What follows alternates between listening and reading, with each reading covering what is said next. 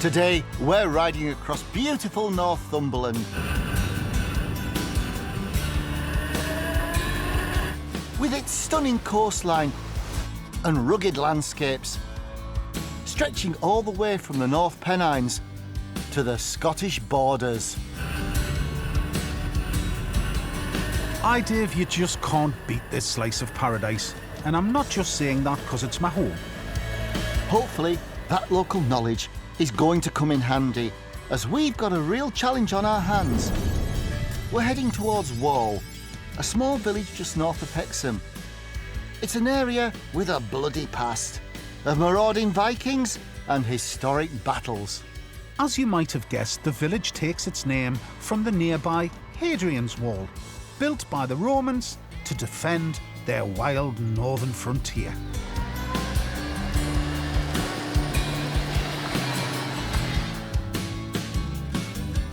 But today, it's not the past that's got our attention, it's the future of a new business in this gorgeous rural location. We're visiting Hjem, a Michelin-starred restaurant located within the Hadrian Hotel. It's run by Scandinavian-born chef Alex and his partner Ali, a local lass who's front of house. The sort of concept behind the restaurant is Alex is Swedish and I'm from Northumberland. So we really wanted to bring those two things together. We use produce and ingredients from suppliers on our doorstep. But obviously, with Alex being Swedish, inescapably, there is a little bit of Scandinavian thrown in there. I strive for perfection, I think. It's a like endless road that never stops. It's an everyday challenge. Alex runs the kitchen. He's the creative one who comes up with all the ideas. He writes the menu and decides what ends up in front of the guest. The couple met while working in Denmark, and since returning and opening up near Ali's hometown, their incredible 18-course tasting menu has gained them quite a reputation, along with that coveted Michelin star. The influence for the cooking, it just comes naturally, I think. Like, you see something, you make your own little twist, you do your own little thing. I guess it's fine dining, but it's also rather simple, you know? A lot of work goes into the single individual piece on the plate. Alex and Ali have done a great job of climbing to the top in such a short time. But of course, as we know, when you hit the peaks, the next challenge is trying to stay there. We're always on the lookout for new suppliers and great produce, so it never stops.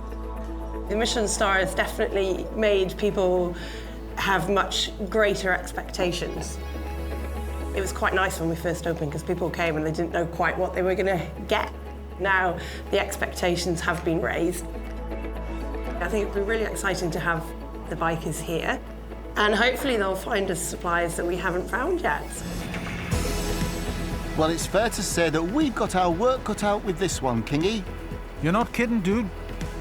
It's our job to help Alex and Ali connect with new local producers. Ones that can inspire award-winning cuisine. Which means that we're both going to need to be on our top form for this one, and that means calling upon all your local knowledge, Si. Hello! Hello! Welcome! We've been here before. We have. Thought a long time ago, in the 90s. We used to come here for Sunday lunch. Very different now, no? I can't believe it. So you've got the hotel, Yeah, that's right. and then you've got the Michelin-starred restaurant, Hjem. So Hjem, being the colloquialism in the northeast for home. Exactly, again, yeah. And in Scandinavian it means home too. It's the same. It's a perfect fusion, just like you two. Exactly. Yeah. Scandinavian and Northern. What could go wrong? Just ask the average Viking marauder, really.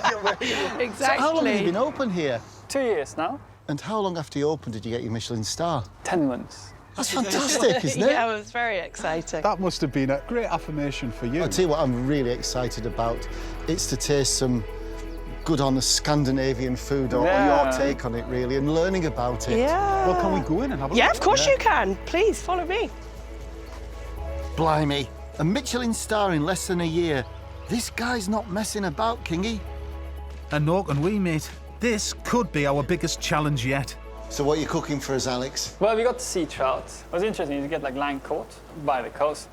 We take a lot of attention to this, you know, like the dishes doesn't have much on the plate, but we try to get the best what we can and really like try to spend the money on the best product, you know. And this is such a gentle, pure way of cooking, isn't it? Yeah, the sea trout, we age it for a little bit before. Ah, do you? Yeah, we wrap it in cloths. And then we let it sit, and then we change the cloth every 3 hours. Right. So the fish gets really dry and really firm. So it's not salted at all? 1.25% of salt to a fillet. That's very specific. Yeah. You can see the care and attention Alex has for his ingredients. That local trout is line caught, which is better for the environment. And he's pairing it with gently poached fresh leeks and an andouille sauce. Flavours we'd never have thought of combining.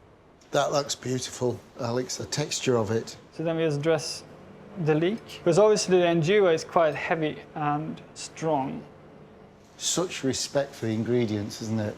And finally, on goes that andouille sauce. We just finish off with 1 spoon in the middle. And that's the dish. That looks absolutely joyous. Yeah. It's beautiful. Can we taste it, please? Of course, go for it. Thank you, Alex. You got it? Beautiful. It's a bit spicy, yeah? Oh, Oh, that andouille sauce is ridiculous. with the fish. That's ridiculous. This is beautiful food. I never thought venison andouille and a superb piece of sea trout and leek. Oh, you get that beautiful garlic flour. Yeah. And it just blossoms in your mouth. It's a really clever dish. You can see why there's such a long waiting list to get a seat at one of these tables, Dave. Absolutely. And it looks like Alex has got another fish dish lined up. What's next? Mackerel. Mackerel, yeah. fabulous. Same principle as the trout, it's line caught. Basically, this is how we serve it in restaurants. We have pre-sliced up. This is just raw, lightly cured mackerel. Yeah, lightly cured mackerel. And we're gonna serve it together with some runner beans and some flowers, some basil, some marigolds, nasturtium oil, and tomatoes. Preserved tomato juice. And of course, real tomato juice is clear. It's not we're not talking Yeah. tomato juice that you put in your Bloody Mary. And how do you clarify it, just out of interest? We just hang it in cloths. And just let it drip? Yeah. We got black pepper. Because black pepper and tomatoes goes quite well together, I think. And that black pepper cream, it's just pepper infused. Pepper infused, a bit of sour cream, Got you. a little bit of salt, and that's about it, really. Alex has blanched those runner beans with a little salt to add seasoning. And then on goes the basil and some of those lovely edible flowers, nasturtiums and marigolds. And then it's topped off with nasturtium oil. And finally, in goes that lovely tomato juice. So simple. It's only simple if you have the knowledge to do it. Yeah. It's wonderful. I'll try and get a bit of everything. Oh, that is unbelievable. Yeah, you like? It's so fresh and balanced. That is fantastic. Yeah, isn't it? I've got the feeling it's doing my body a lot of good as Yeah. well. The clear tomato sauce is just... It's Epic. fantastic. Honestly, this is so joyous to eat. You're a very clever man. Yet another masterpiece, Alex. It's such an absolute joy watching Alex at work. The way he brings all those flavours together. Absolutely, Dave. The man's part chef, part conductor, part professor and part magician. And he's now conjuring up an ice cream and caramel dessert. What's that, Alex? So this is spelt. Uh-huh. You just get that, toast that off with a little bit of butter, really. And then we have like a warm apple caramel made like from juice, apple juice from the garden. We got 1 apple tree. So you take all that and juice it and then we freeze it and then we just use that. So you put that in the bottom. What is it that you want from a producer? You know what? I want to smile every time I see them. That's all I need. That relationship's important then. If it's not there, I'm not that interested. What's the ice cream? So this is made of horseradish. Horseradish ice cream. Yeah. And then we have these discs, which is made of meringue, and 3 types of flowers: blackcurrant, violas, and roses. And then we finish it all off with fresh horseradish on top. You gonna try? Yeah, absolutely. Thank you. As soon as you take the lid off that, there's a big bloom of horseradish in your nose.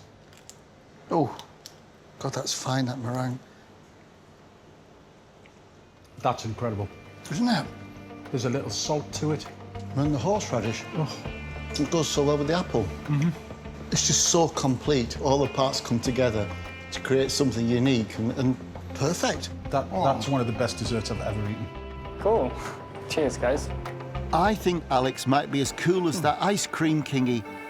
Everything he does exudes confidence, precision, and respect for the produce. And that means we're going to have to be just as precise in our search for new suppliers. Well, we understand now a little bit more about your ethos, about what you'd want from a supplier. So in a couple of days, when we've done our work, we're going to do some cooking too. Yeah. Would you like to come with Ali? We'd love to. Taste what we've got to offer. We'd love to. Baby, just one more little bite first, though. Fantastic. Well, we might understand Alex's ethos and menu a bit better now. Oh, I don't think it's made our challenge any easier. I don't know about you, mate, but that's some of the finest food I've tasted in a long time. Yes, I would absolutely agree. There's a heavy fish element, which Heavy is brilliant. fish, we've got to sort the fish out. Right. And we've got to give him something that's totally, exclusively Northumberland, but something that he can do, and it must be wild. Right. What else, though? Artisan producer doing something exceptionally wonderful, but really quite modern and unusual. Right.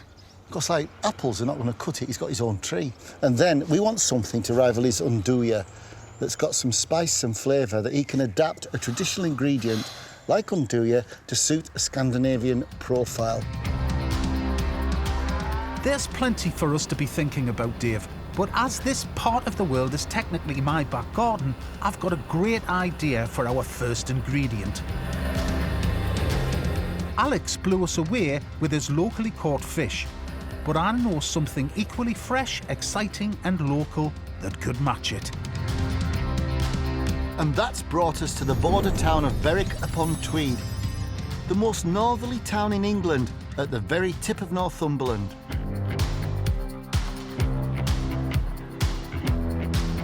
I've heard of a man who's keeping alive one of the most ancient ways of catching wild salmon. One that's kind to the environment too. Morning, lads. Morning. Michael's a local lad who grew up watching the fishermen work this river. He set up his own company a few years back, so I reckon we've got the perfect guide. Michael, nice to meet you. And you. How are you? Very well. Hi, Michael. lads. Thank Good you to see very much for doing this. So what do you reckon? Good day for fishing? Not bad, not bad. Bit of chop on the water. Wind's out the north. You know you're in good hands when somebody says the wind's out the north and there's a bit of chop on the water. Aye. That's aye. it. You've The been wind's doing it. out the north. You've been doing it for a while, haven't you? Doing it long enough to know that you have no idea if you're going to catch them or not. So, hey. When Michael was a boy, the banks of the River Tweed used to be crammed with fisheries. But today, as the wild salmon population has declined, so too have the fishermen. Michael's company is now the only one left. It's gone from something that was an everyday food to something that is special. And we're doing it in a fashion that's sustainable. Yeah. And it's to keep the tradition and the heritage of the town alive. But we're going to net salmon, We are. which we are. it's a very special thing to do. It's not everybody can do it. There is a degree of knowledge and skill that's been passed down through the generations. Can't wait. Let's grab our waders, give it a go. Yes. Yeah. Perfect? Yes. Great. Come on then. Michael employs a lot of the old boys who remember the days of fuller rivers and streams. And they, in turn, pass down their experience to the younger lads. Which is great, as it keeps this traditional net and cobble method alive. This is quite special for me because, as a kid, I used to come here on holiday and watch from the harbour as these guys fished. Time to see if it's as easy as they made it look back then. Right, how are you, kid? Let's go on. The idea is to row out, steering yourself in a sort of U shape, dropping the net as you go, before heading back to the shore with hopefully something delicious inside, where the team are ready to bring in the catch. Fingers crossed, the net's going to be bulging. Well, we're not going to have to wait too long to find out. It is a brilliant, simple, straightforward system, isn't it? It's a system that hasn't changed for hundreds of years. No. We get that sense of anticipation every pull of the net. Every time, yeah. What's the most fish you've ever had in one pull of the net? 67 days. 67? 67, yes. You'd be like Hercules when you pull that lot in. Fantastic sight. Well, we don't need that many for what we've got planned, but I'm not picking up too many positive vibes from the boys. Do you have any idea at the minute whether we've caught one or not? Nah? No, is there? It's not looking good. Nah. Not looking good, Kingy. No, it's not, dude. Well, Si's drawn a blank, so I better show them how it's done. That's it. Now both together. There you go. It's me Viking blood, Kingy. Oh, yeah, that's true. Do you tend to get a fish, at least one fish every tide? Oh, I will usually get a fish or two, but they can disappear overnight. You can be catching them on Monday, and you come Tuesday and they're gone. That's not a bad arc, is it? That's for an good. amateur? Well, if that doesn't get a fish, it deserves a fish. It does, doesn't it? We've covered the whole river. Yes, I've got a good feeling about this one, Kingy. Come on, fish. I tell you what, rowing against that tide, the lads make it look easy. Do they? Yeah, when you get the turn on, it's like, whoa. This is it, mate. Feels heavy, Kingy. Come on. We've come in search of a wild salmon, so we can create a dish to show off to Alex. But it looks like we might need a plan B. Oh, well. Disappointing. It's unbelievable, Gordon, this time of year, a day like this. Yeah, well. What can you do? At this point, Michael, can I ask, do you have one perhaps in your fridge from yesterday? We do one indeed. you made earlier. We do indeed have the one we made earlier. That'll do fine, thank you. Loved it, and it's just been fantastic to meet you all, lads, and Yeah, thank it's goodness. been great to meet you all. Thank goodness that the tradition is still alive and well on the Tweed. Well, fortunately, Michael was kind enough to spare our blushes and sell us the salmon he caught the day before.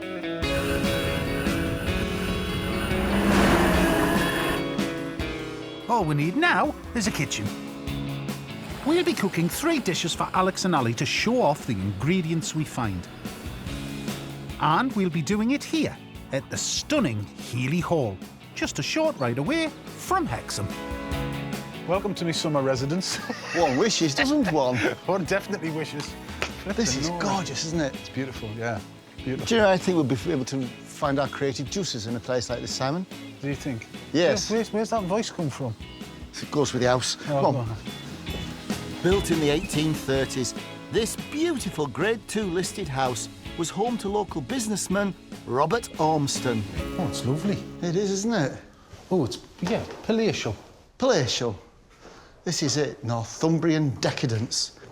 The perfect place for us to prepare that wild salmon provided by Michael, to create something wonderfully traditional with a little bit of a Scandinavian twist. There's nothing like that feeling when you come back after a day's fishing, is there? No. And you've caught an out. No. Absolutely Well, diddly you know, flaming he sells swat. wild salmon, so we've managed to buy some. But look at it. You could eat this raw, just cut slices off it. But we've decided to go one of our old favourites, haven't we? Gravadlax. Gravadlax. And I think it's going to suit Alex and Ali's restaurant pretty well. I Yeah, think. and it's Scandinavian, Gravadlax. Gravadlax. But like a gin-cured Gravadlax with wild salmon from the Tweed. Let's do a duet, Kingy. That's right. We're going to create a duet of gravadlax and confit of wild salmon, a dish that we think could work really well on Alex's tasting menu. I'm going to start with the gravadlax. I'm preparing 2 generous centre-cut pieces of this lovely fish. Making Gravadlax is great for the home cook. Because if you've got a fridge, there's no cooking. It's a curing process. It's ready within 2 to 3 days. It takes a steady hand and a keen eye. I've been through it, but I always seem to pop up. You don't want any bones. No. Once Dave's completed this operation, the salmon is going to be cured in an elaborate mix of sweet and sour. I'm grinding up some dill seed, coriander seed, and a tablespoon of pepper. And I'm mixing up sea salt, white granulated sugar, and some soft brown sugar. How you doing, Kingy? I'm done. Oh, Brill, bung it in. There we go. We're going to add zest of lime and some chopped dill. Right, there we go. Now this is a good cure. And to add the final flourish, in goes a generous glug of watercress gin. 100 millilitres of this. Ooh, look at that. Now comes the fun bit. Now all I've got to do is to pack one side of this with the cure. Indeedy. Oh, sniff that, Kingy.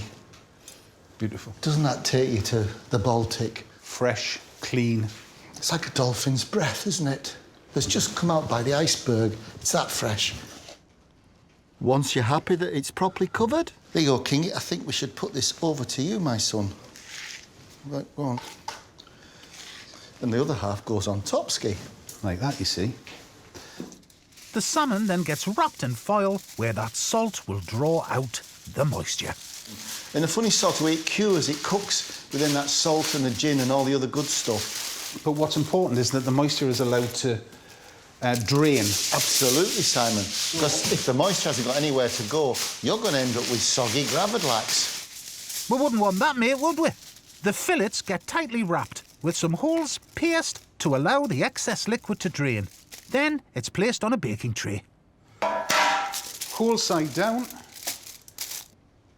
And another on top with something heavy to keep it in place. Now, I have a house brick wrapped in foil. Of course. Perfect. At home, I sometimes use tins of beans. Indeed. Or indeed, the weights off my scales. Indeed. But this is the perfect size. So that's going to press the salmon. And that's it. In the fridge, 2 days. Every 8 hours or so, just turn the salmon over so it gets cured evenly. And that's it, and the magic will happen. It will. Right. while that's in the fridge, we can get to work on the confit. Confit.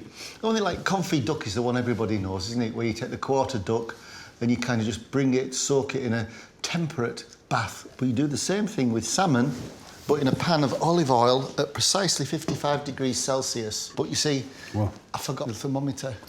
What? But look what I found in the medicine chest. The COVID zapper. 36.4, you're all right, son. Well, that's good to know. While Dave prepares the salmon fillets, I'm going to start on the marinade. I'm crushing some juniper berries, adding a zest of lemon, and a spoonful of that lovely gin, before adding the fillets. So we just put them in there. I'm going to try and be gentle, Kingy, and treat each piece of this wonderful wild tweed salmon with the respect it deserves. Absolutely right. It's still be left about an hour now. Right.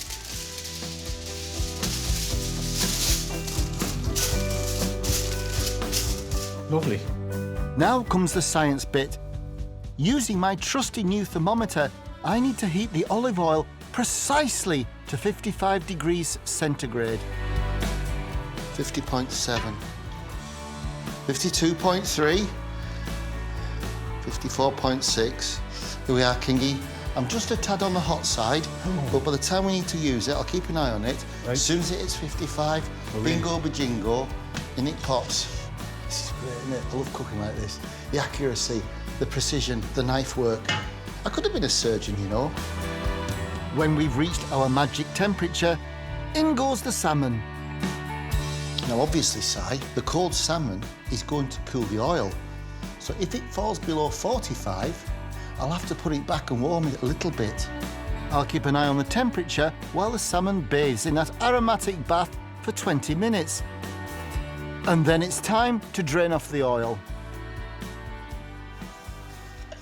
While Dr. Dave continues his operation, I've got a gravadlax that we've been chilling for a couple of days. Oh, look at that. It's funny, isn't it, Si? You can be quite rough with it now. The texture's almost, I'm not being rude, but it's almost like leather, isn't it? We want all those salt crystals off, because we don't want that on it. Gravadlax is usually served as an appetizer, so we think it could sit perfectly on a tasting menu.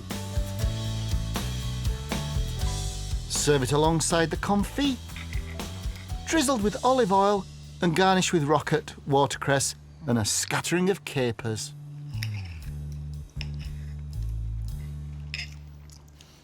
Oh, that's good. Clean.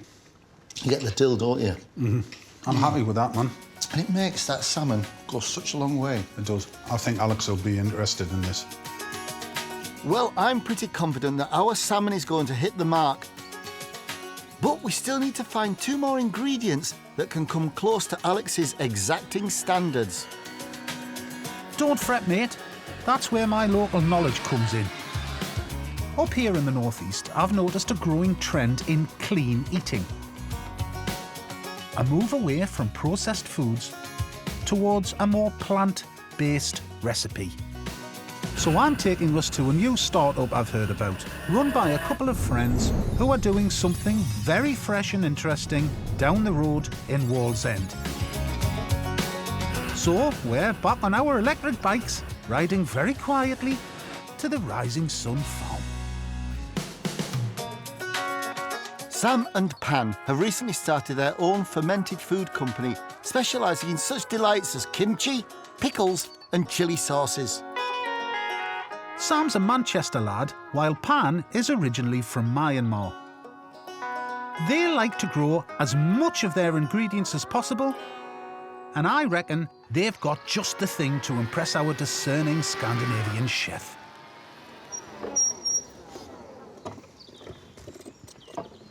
Well, this is it, isn't it? Yeah. Good morning. Morning. Morning. Hello, good morning. Nice to meet you. How are you? Dave. Nice to Sam. meet you. Nice to meet you. Well, this is a bit of a setup, isn't it? It's fab. A fermentory The just urban outside fringe. Newcastle in Wallsend. I love the idea of fermenting because it does Yes. alter the taste, and in a lot of cases it makes it Yes. makes it better. And it just becomes that little bit more interesting and kind of wow. And it's the Yeah. sourness as well, I think. Sourness Yeah. is sort of missing. Acidity is missing in the Western diet, in where we have vinegar and lemon juice. Sure. But I think it can become slightly addictive to have that kind of sour element and get your flavour balance on your plate. So, Do you know, I'd love to see this. I'd love to see a fermentory. can we? Yes. Indeed, yes. you can. We'll follow you. Originally, before we all got fridges, fermentation was used as a way of preserving food. Bacteria and yeasts would convert the food's sugars and starch into alcohol or acids, and they would act as a natural preservative.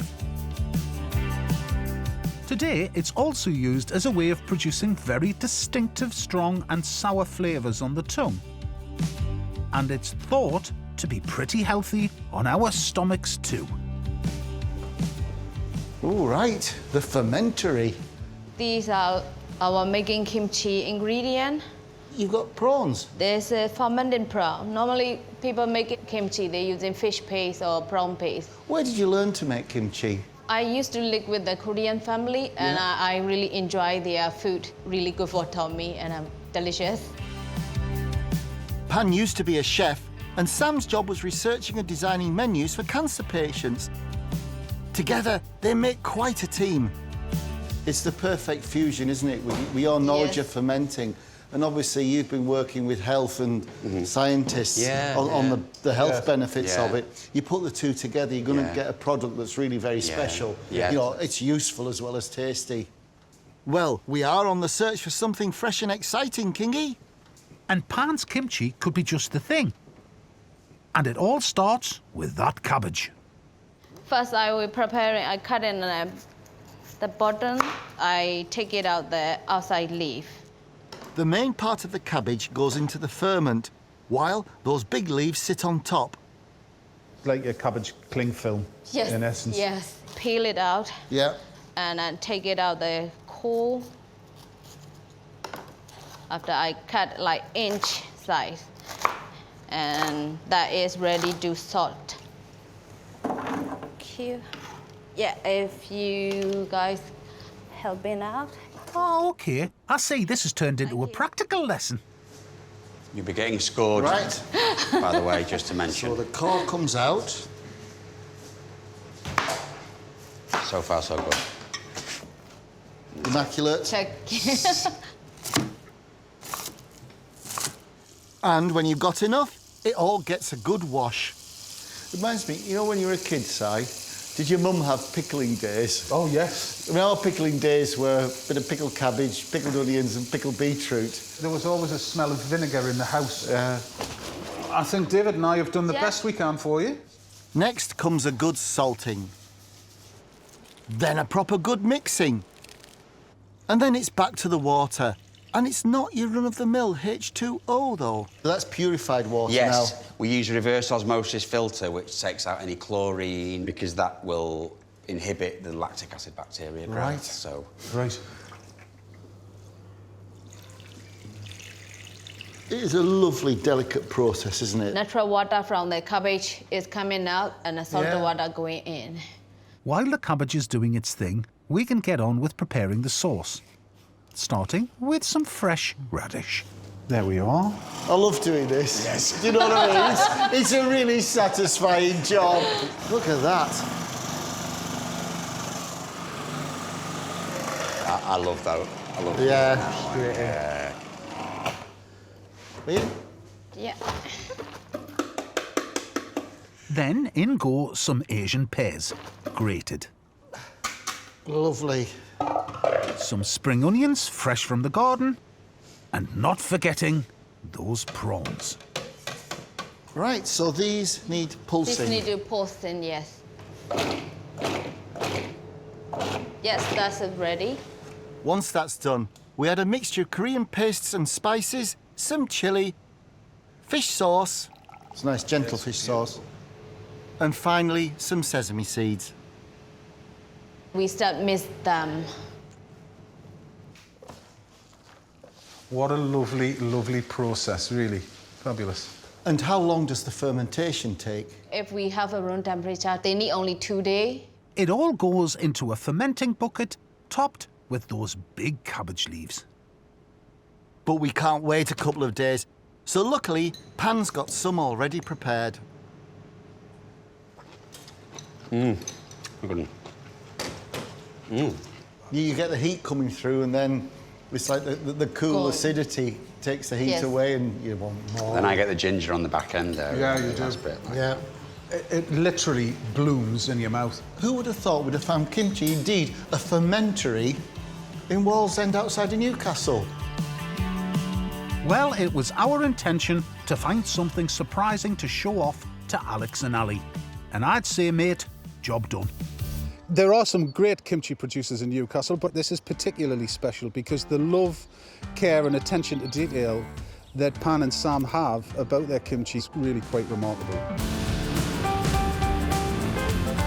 So we're heading back to base as we've got a great idea for a dish to really show off our new favourite ingredient. We're making a pork kimchi stew, inspired by Pan and Sam's fermented flavours. Korean food's funny. It's a bit of a kick in the taters sort of food, isn't it? It is, but it's also sweet, deeply savoury, umami. It's all of those things going together. It's lovely. That's good pork. Yep. And then I'm going to add some pepper, a good pinch of salt. I'm going to get to work on the veg, King. You've got loads of veg in this, carrots, onions and swede. Yeah. And this is Korean chili paste. Gochujang. There's 2 of them in there like that. And then give it a good mix. And we'll marinate it for an hour. Yeah. And then happy days. I've gone for 2 spoons of chili paste, but depending on how hot you like your stew, you could add a little more or less. And while Dave is still chopping... I do love a nice swede. I've started frying the onion in oil. In go the carrots. That can go in now as well, mate. Swede's in. Just got to cook now till it starts to caramelise a bit, hasn't it? Then we add a bit of chopped garlic and fry on a high heat.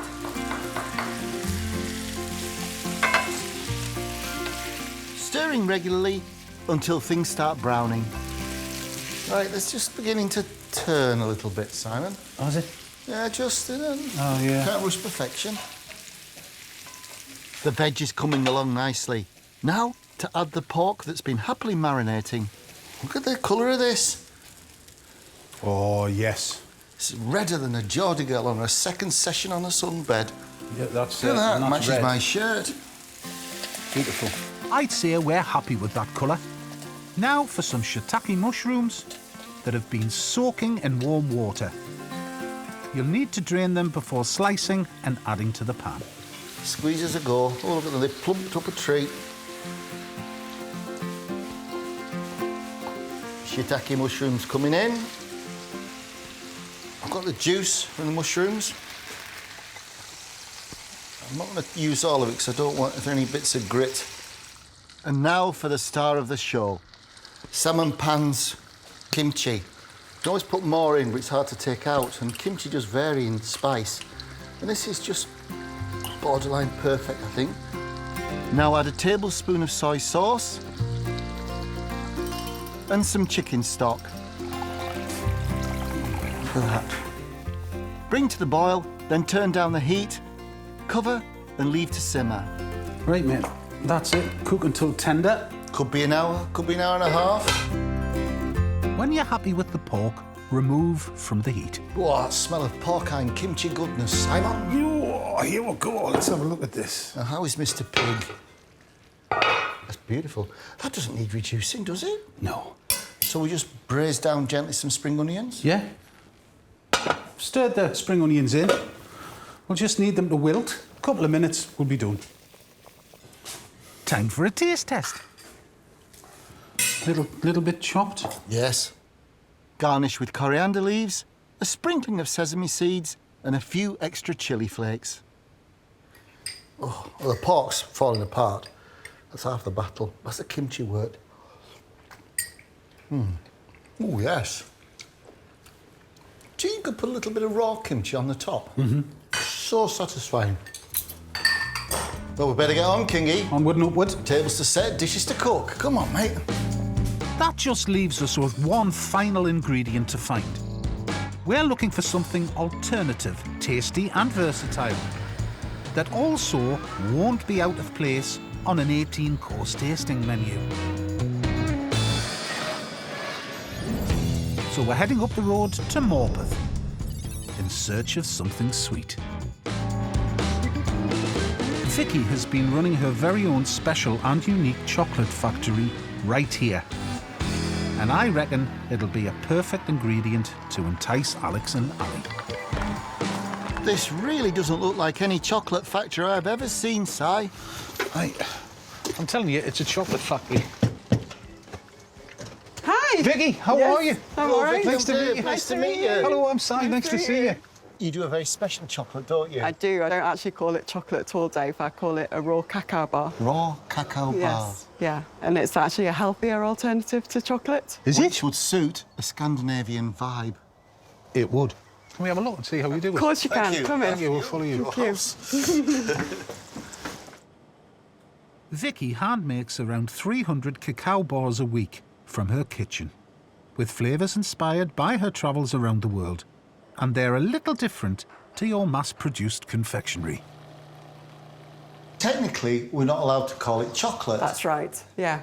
Because the sweetener that I use, which is Palmyra blossom nectar, is not listed on the Chocolate Regulations Act. So what is Palmyra blossom powder? It's the nectar of a particular palm tree that's grown in Sri Lanka. A chocolate that's not chocolate, but also healthy and tastes great. I reckon that will pique Alex's interest. Can you show us how to make it? Yes, sure. Vicky uses an impressive array of ingredients to make her bars, including raw Creole beans, cacao butter, and even hemp powder. But it's the skill of the process that makes the taste so special. The ingredients are poured into the stone grinder and then it's ground for 20 hours. Then I would temper it. So we're going to do a bit of hand tempering today. Tempering is a vital and precise process in the making of any chocolate. It consists of raising and lowering the temperature of the mix so the bar gains that glossy look and distinctive snapping sound when you break it off. Ah, so that's what happens after 20 hours? Yeah, it becomes this absolutely lovely, smooth mixture. Well, it looks like chocolate. It tastes like chocolate. Chocolate. Time for us to get our hands dirty, mate. We have to take the temperature first and make sure that it's about 45. So obviously... Yeah, it's around about 40. OK, so Yeah, we need to heat it up a 40. little bit. And then once it's got up to temperature, we have to take it down again to 29. We then take it up again to 31.5, Right. and then it's ready to pop in the mould. Right.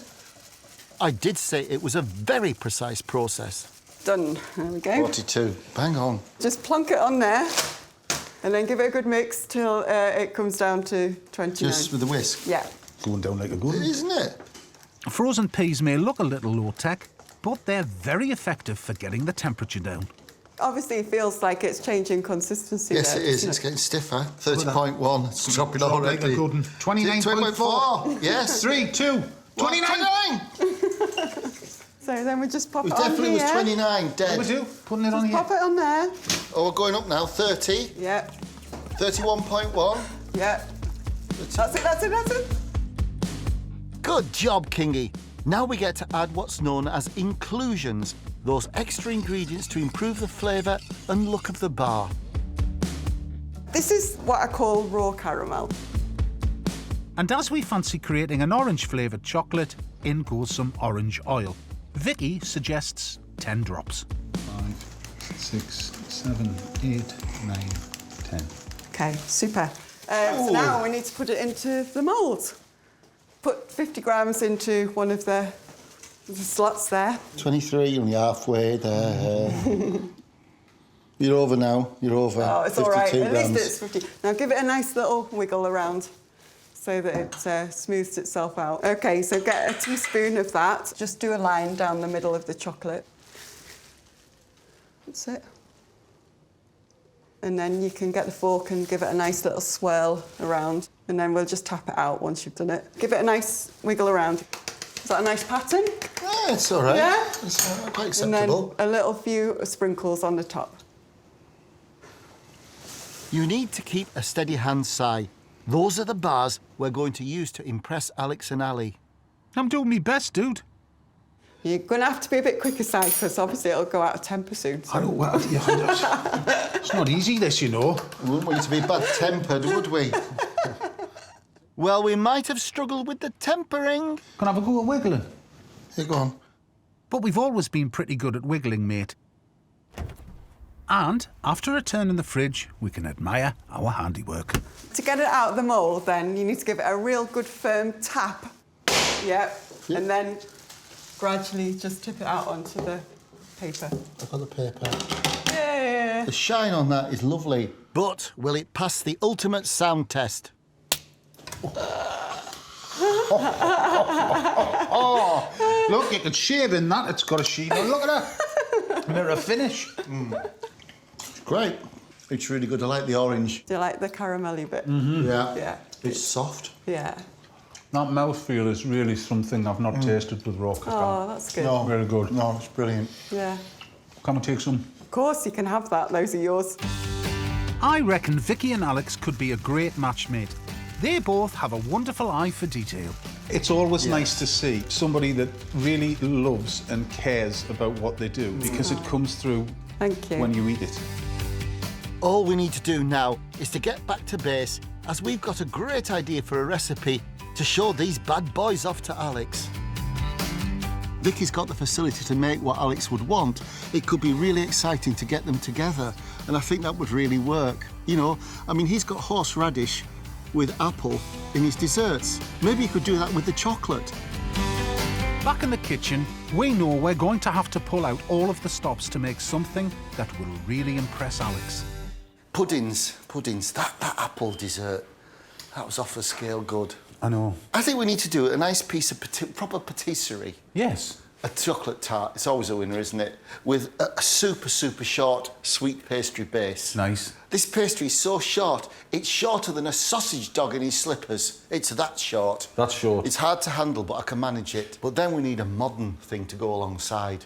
Something that a Scandinavian chef would appreciate. And that he could chew up in a sort of Michelin star way. Yeah. Mousse? Our Aztec chocolate mousse. That's right, we're making a milk and white chocolate tart with marzipan balls and an Aztec chocolate avocado mousse. Right, pastry. We're starting with the tart. To make the pastry, add flour, butter, sugar and an egg. Now all we do is press a button and a ball of pastry will mysteriously appear. Blend until the mixture forms into a ball. What did I say, Kingy? Ball of pastry. Now, short pastry is notoriously hard to handle, so I'm using some grease-proof paper with a sprinkling of flour on top. And, as I'm making an oblong tart, I'm rolling the dough into a sausage shape before very carefully lifting the pastry into the tin. True Yorkshire farmhouse style, and then simply unroll. And that is how you get pastry into your tart tin. Prick lightly. Now, that just needs to rest for about an hour in the fridge so that when we bake it, it doesn't shrink. When it's nice and chilled, remove from the fridge. Place some paper on top, like so, and fill with baking beads. Now, in an ideal world, yes, we'd put this into a preheated oven, 180 degrees Celsius, for 20 minutes. After 20 minutes, we take the baking beans out, set them aside, be careful because they're hot, then place the pastry back in the oven for 5 to 10 minutes to crisp up. Yes. However, we've got an auger. So we chuck it in the top oven and hope for one's best. Yes. After 20 minutes, that auger has done us proud. Now, carefully trim away any excess pastry. Et voila! Top tip. If you're trimming off a straight-sided baking tin, use a potato peeler. You get such a wonderful finish like that. That's nice, that, dude, actually. Which means I better get on with my ganache, the filling for the tart. I'm doing a 2-tier combo with both white and dark chocolate. So a ganache, really, it's just chocolate and cream, isn't it? Sometimes with almonds. Yeah. Break the chocolate into a bowl with some cream. About 100 ml. Why just half? So it doesn't split. So nice and gentle, and then you add the other half. All right. Ganache tech. And then melt in a bowl over a saucepan of gently simmering water. And what is also important is to make sure that the water does not touch the bottom of said bowl. So it's just steam. Once the chocolate is all melted, stir in the rest of the cream and pour onto the cooked pastry base. That, being just chocolate and cream, will set to a fudge-like consistency. Indeedy. If I put that in the fridge now. And then we've got the dark ganache to go on top of this. When that's set, it's time for the second tier. This time, using the bars from Vicky's Kitchen Chocolate Factory. You can feel with just the heat of your hands the cacao butter in this chocolate. Now, mate, with this one, I'm going to get it going first, then add the cream. So, it's back to the bain-marie. It's yielding to the gentle heat. It smells amazing. It does, doesn't it? Dark. Yes. Beautiful. I think, mate... Cream? Yeah, half of it would be great. I'm getting very excited about this one, mate. Now, we pour that dark chocolate, that's not chocolate, remember, over the white that is.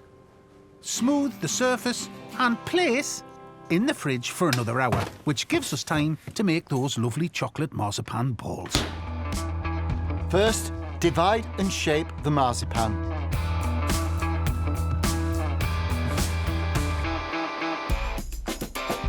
They're perfect. Thank you. Before dipping them into the chocolate and amaretto sauce.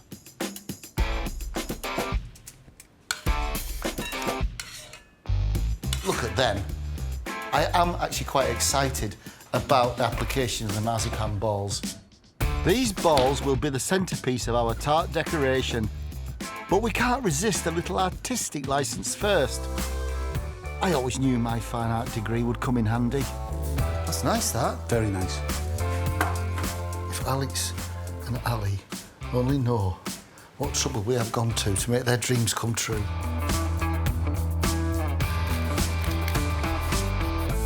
I think we're there, mate. All that remains is our mousse, which we're going to make using the orange chocolate we made with Vicky. We call this our Aztec chocolate mousse. First, I'm going to put the avocado, lime zest, lime juice, and the stem ginger into a processor ready to mix. I think Alex is going to like the kind of modern take on the chocolate mousse, and it's going to show the chocolate off beautifully. While Dave's doing that, I'm adding our orange chocolate with cinnamon, ginger, allspice, cayenne pepper and ginger syrup. Place the pan over a very gentle heat and stir constantly. Then on goes the mixer. Whatever happened to avocado bathrooms? The skip. Yeah. Whoa, look at that. Oh, yeah, they're there. Right, time for the chocky mousse. And carry on blitzing until everything is lovely and smooth. Oh, yeah, look, you can see the colour changing. Look. Yeah. Right.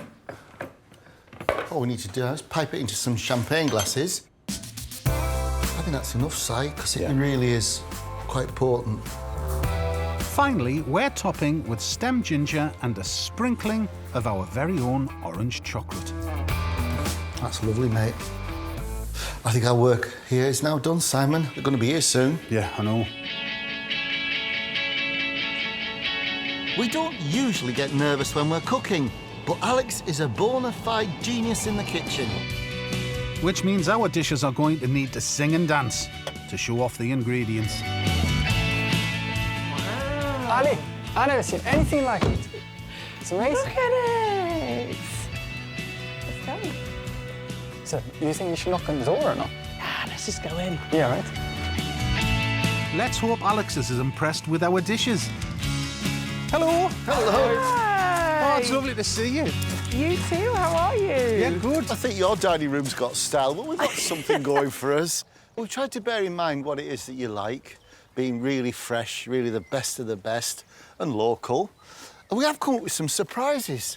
Some kind of real old traditions, and some that you'd never guess in a million years.